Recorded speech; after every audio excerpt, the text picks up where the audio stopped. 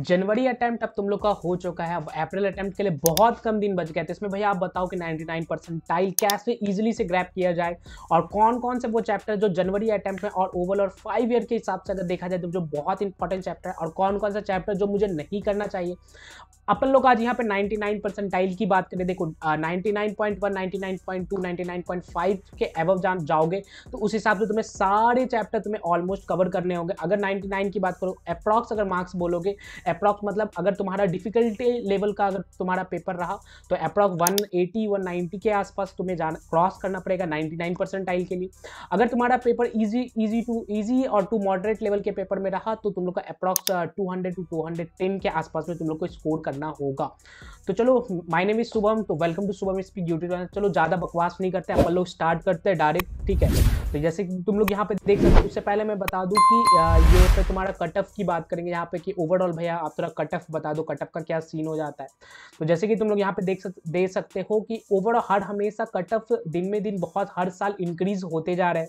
मतलब तुम्हारा general category की कट ऑफ देख सकते हो 93.23 कट ऑफ चलेगी जो 2024 में, और 23 की बात करो तो 90 परसेंटाइल पे जस्ट तुम्हारी कट ऑफ थी। और अगर 25 की बात करोगे तो अप्रॉक्स तुम्हारा कट ऑफ वही 93 to 94 के आसपास में तुम लोग रहेगा। ओवरऑल तुम लोग अपना कट ऑफ देख सकते हो, हल्का फल्का ऊपर नीचे होगा, ठीक है।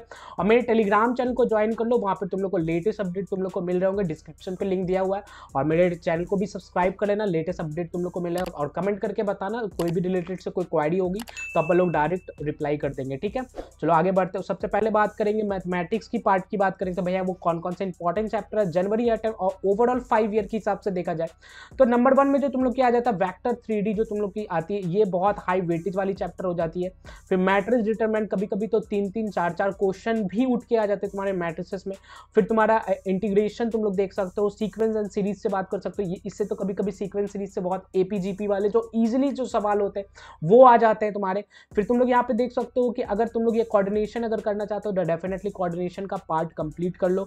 और हल्का फुल्का तुम कॉम्प्लेक्स देख सकते हो, कॉम्प्लेक्स नंबर देख सकते हो, क्योंकि कुछ कुछ जो होते हैं तुम्हारे इंटीग्रेशन वगैरह में भी कॉम्प्लेक्स आ जाते हैं, या फिर डिफरेंशिएशन इंटीग्रेशन में भी थोड़े थोड़े कॉम्प्लेक्स नंबर आ जाते हैं, ठीक है। फिर डिफरेंशियल इक्वेशन वाला बात आ जाता है। ये जो तुम्हारे हैं नंबर ऑफ क्वेश्चन के हिसाब से जो प्रायोरिटी बेसिस पे जो तुम लोग का देखा जाता है कि जो तुम लोग का फर्स्ट नंबर पे ये चैप्टर जरूर कर लेना। फिर यहाँ पे जो अपन लोगों ने ये टोटल 3 चैप्टर अलग से रखा है, ये तो डेफिनेटली ये जरूर कर लेना। बहुत ईजी क्वेश्चन कभी कभी बनते हैं तुम्हारे बाइनोमियल के, प्रोबेबिलिटी के और परम्यूटेशन एंड कॉम्बिनेशन के, इससे अच्छे खासे क्वेश्चंस आ जाते हैं, ठीक है। मैथमेटिक्स तुम लोग को क्लियर हो गया। और उसके बाद बात करेंगे तो अगर फिजिक्स की, भैया आप बताओ फिजिक्स का क्या सीन हो जाता है। फिजिक्स सबसे पहले तुम्हारा जो होगा फोटो इलेक्ट्रिक इफेक्ट हो गया, एटम्स हो गया और न्यूक्लियाई जो हो गया तुम्हारा, और सेमीकंडक्टर, ये तुम लोग का जो तुम लोग का हो जाता है, ये तुम लोग बहुत इंपॉर्टेंट है, ये तुम लोग डेफिनेटली तुम लोग को ये जरूर करना है, ठीक है।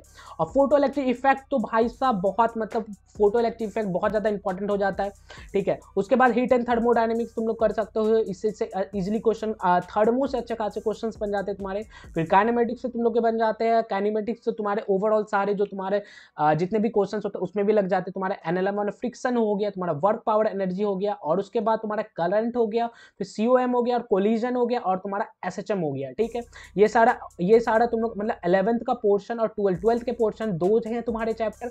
अगर तुम लोग अगर थर्मो वगैरह अगर नहीं करना चाहते तो फिर तुम अपना इधर जंप कर सकते हो, रोटेशन वगैरह में जंप कर सकते हो, लेकिन वो थोड़ा बहुत हार्ड हो जाता है, कभी कभी क्वेश्चन उसके अच्छे खासे बहुत डिफिकल्टी लेवल के हो जाते हैं, इसलिए अपन लोगों ने रोटेशन को छोड़ के तुम्हारे थर्मो और हीट को रखा है, ठीक है।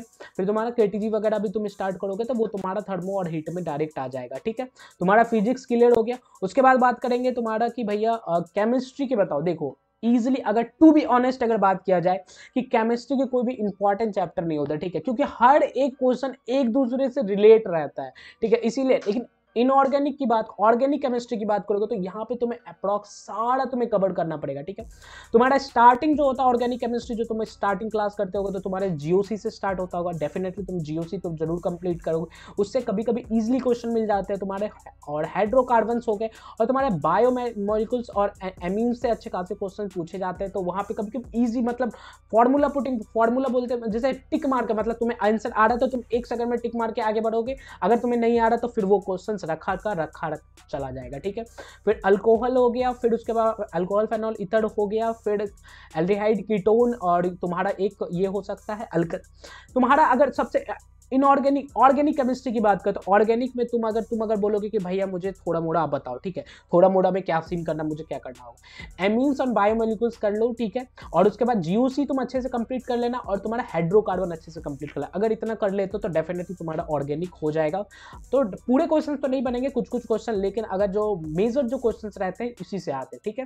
लेकिन ओवरऑल अभी भी मैं रिपीट कर रहा हूँ, ऑर्गेनिक केमिस्ट्री का ऐसा है, तुम्हें पूरा इसमें कोई भी इंपॉर्टेंट चैप्टर नहीं है, क्योंकि तुम्हें पूरा कवर करना होगा ऑर्गेनिक केमिस्ट्री के लिए, ठीक है।